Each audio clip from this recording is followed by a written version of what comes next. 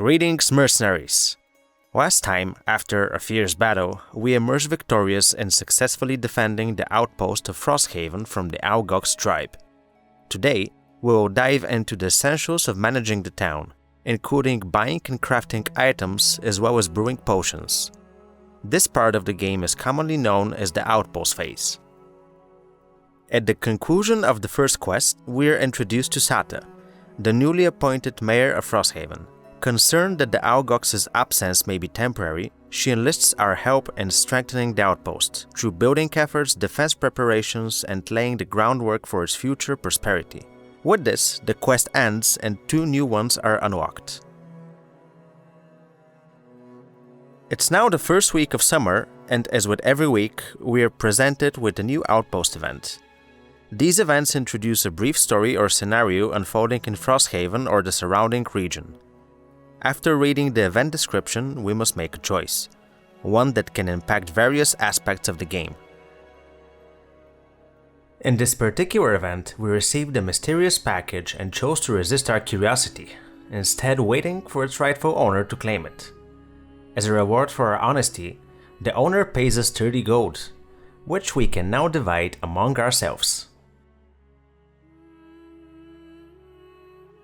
And here it is, Frosthaven, our humble and weathered outpost. This will serve as our base of operations throughout the entire game, so it's vital that we keep it safe and functioning. There's a lot of new information thrown at us when we first arrive, so we'll take it step by step to make things easier to understand.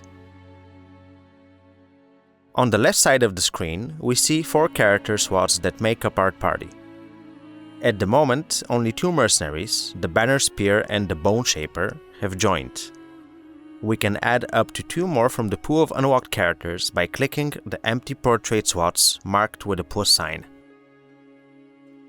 In the top, you'll see the currently selected hero along with their character level, gold, and crafting resources. On the right side of the screen is the outpost display, showing the current outpost level. All herbs gathered by any character during quests are stored here collectively. This allows every mercenary to use them for crafting, though we'll cover the crafting system in more detail later. Just below the herbs, we will find some important outpost-specific details to keep in mind. First up is the morale tracker. In Frosthaven, morale represents the overall spirit and determination of the town's inhabitants. It's a global stat for the settlement, not tied to any individual character, and it serves several key functions in gameplay. Ranging from 0 to 20, morale can influence certain events in Frosthaven. It's also used when we want to repair damaged buildings or initiate an additional construction or upgrade during the same week. The second one is inspiration. When a party completes a quest, they will gain inspiration equal to 4 minus the number of active characters.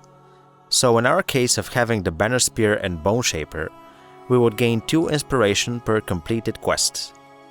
This inspiration can be used as any material resource when paying for the various building costs. Another awesome thing that we can do is spend 15 inspiration to instantly complete an additional personal quest when we are retiring a mercenary. This serves as a catch-up mechanic for mercenary parties that are smaller in numbers. Remember the weekly event we encountered at the beginning that rewarded us with 30 gold? Not all events are that favorable. At times, the outpost may come under attack. The shield icon represents Frosthaven's current defense value, which is crucial when enemies appear with their own attack strength. A higher defense helps protect the outpost more effectively. It's also worth noting that a strong morale value contributes to boosting the defense as well. When attacked, Frosthaven has its brave defenders in the face of the local soldiers. They can be used to further improve the defense value of the outpost, raising the chances of successfully defending from an attack. If we are not successful in defending, a building will get damaged or even completely wrecked, and we will have to repair it. The prosperity tracker plays a key role in Frosthaven's growth and progression. Increasing prosperity raises the maximum upgrade level for buildings and also boosts the starting level of any newly created player character. With each outpost level gained, the amount of prosperity required for the next one will also increase. Now that we understand the meaning of all these symbols, let's take a look at the weekly calendar in the center. This counter advances by 1 week each time we complete the quests, or even if we fail a quest and return to the outposts. In the north, the seasons shift from summer to winter every 10 weeks, which also changes the weekly outpost events. Since our enemies tend to strike more frequently during the winter, it's crucial that we have our defenses fully prepared by then. Every building in Frosthaven serves a unique and valuable purpose, contributing to the growth and survival of our settlement. Some provide essential materials and powerful items, while others unlock additional quests that further our story. As we continue to expand and upgrade, we'll eventually gain access to even more exciting features. We can't say a lot about them as we want to avoid revealing too much. Now, let's take a look at the quick action bar located at the bottom of the screen. This is where we'll find several starting options to help us gear up our mercenaries. Early on, we'll have access to 3 key buildings: the craftsman, the merchant, and the alchemist. With the craftsman, we can create items as long as we have the raw materials for them.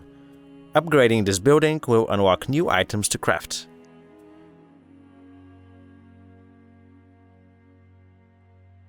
The merchant just wants our gold, and a lot of it, for the items he sells. We also have a limit to purchasing items per week. In the alchemist, we can brew potions from herbs. We can follow recipes or just place herbs and try out combinations. We can also reverse the process and decompose a potion, returning 1 ingredient from it.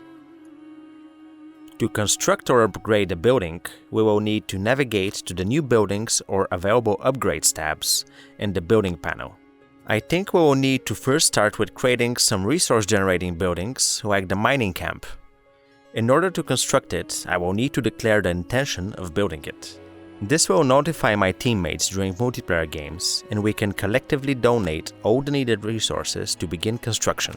A building construction or upgrade lasts 1 in-game week, meaning we can benefit from it only after adventuring out of the outpost for a while.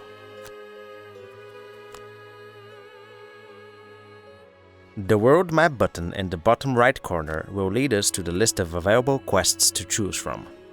When ready, we can continue adventuring. The town is just beginning its journey, and with time, effort, and a bit of luck, it will grow and thrive into a stronghold of hope in the frozen north. Thank you for joining us in this video. We hope you've enjoyed the adventure so far, and we will see you again soon, back in the icy wilderness of Frosthaven.